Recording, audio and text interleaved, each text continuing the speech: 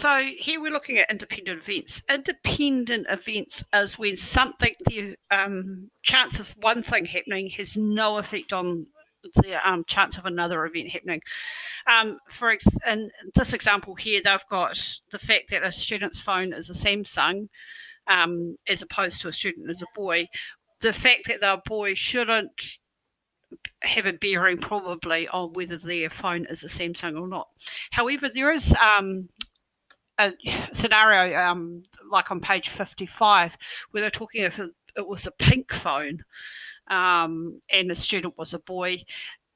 The chances of a boy maybe having a pink phone might have might not be independent because we may not expect that boys might have pink phones. Maybe I'm wrong.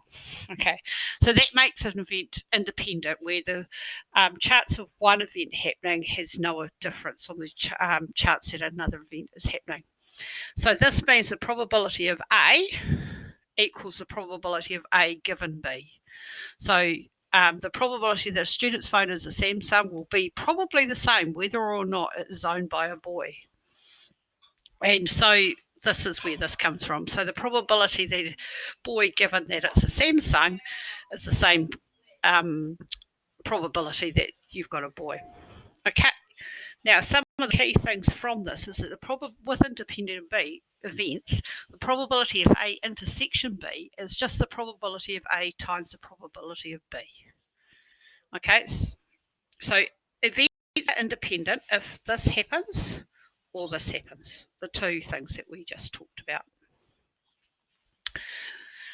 Events are dependent if the occurrence of one thing changes the probability, and that's when I talked about that student's phone being pink and the fact that a student is a boy, probably dependent. Okay, so that means the probability that A is happening is probably not the same as the conditional probability of A given B. Right, we look at some examples now. So we're looking at some subject choices of Year 13 students. The probability that a student takes art is 0.15. And the probability that they take design is also 0.15. The probability that a student takes both art and design is 0.83. So this is quite a common exam question. So they're asking, are these events independent? So if they're independent, if we go back up to the top of the page, we're using this one here. So the probability of A intersection B. So if you can prove this, then they are independent. So let's have a look at it. So the probability they do art, okay, is probability they do art is 0.15. The probability they do design is also 0.5. So if we times those two together, its probability of them doing art and design is 0.225. Okay, is that the same as the probability that this probability that they're doing both, 0.083? No, it's not. So it's not equal to 0.083.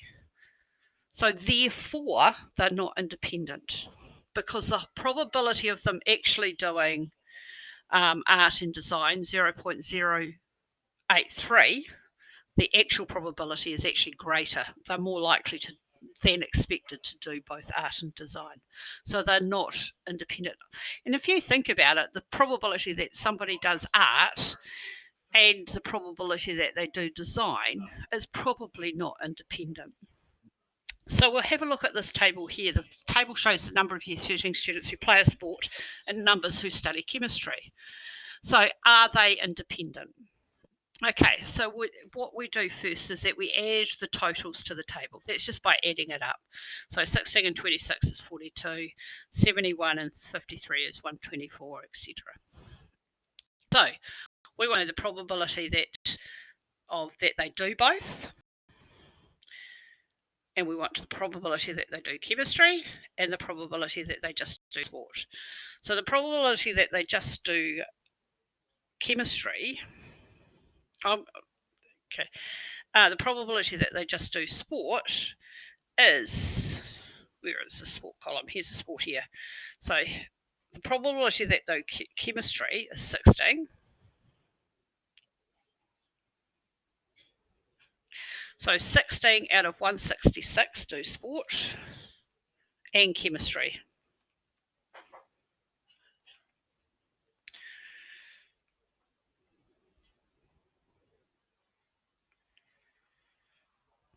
Is 0.0.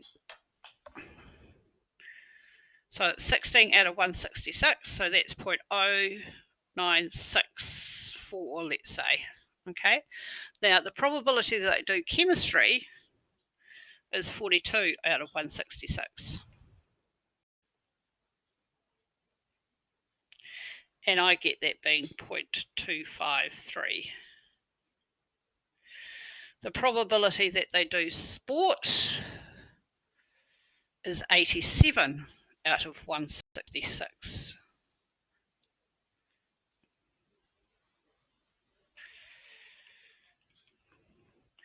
Oops. That's 0.524.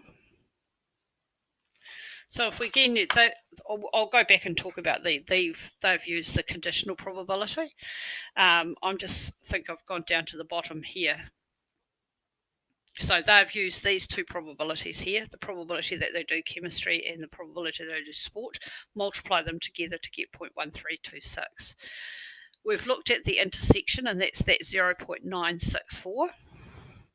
Are these two probabilities the same? They're not, so therefore they're not independent. So these two steps here up above here have used this other thing. I'll just move up a little bit. They've used this formula here.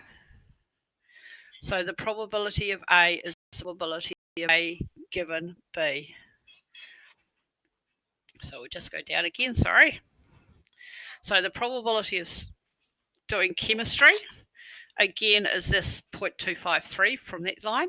The probability that they've done chemistry, given that they've done sport, given that they do sport, so the probability that they do sport is out of 87. Okay, so that's saying out of the 87 that do sport is 0.1839. They're not equal. 0.2530 is not the same as 0.1839, so they're not independent. The other way that you could look at it and say, right, we can do it with S given C. So the probability they do sport, given that they do chemistry. So there are 42 that do chemistry. The probability that they do sport is the 16. So 16 divided by 42 is 0.3810.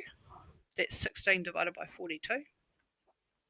The probability that do sport, that's the how many do sport? 87 out of the 166.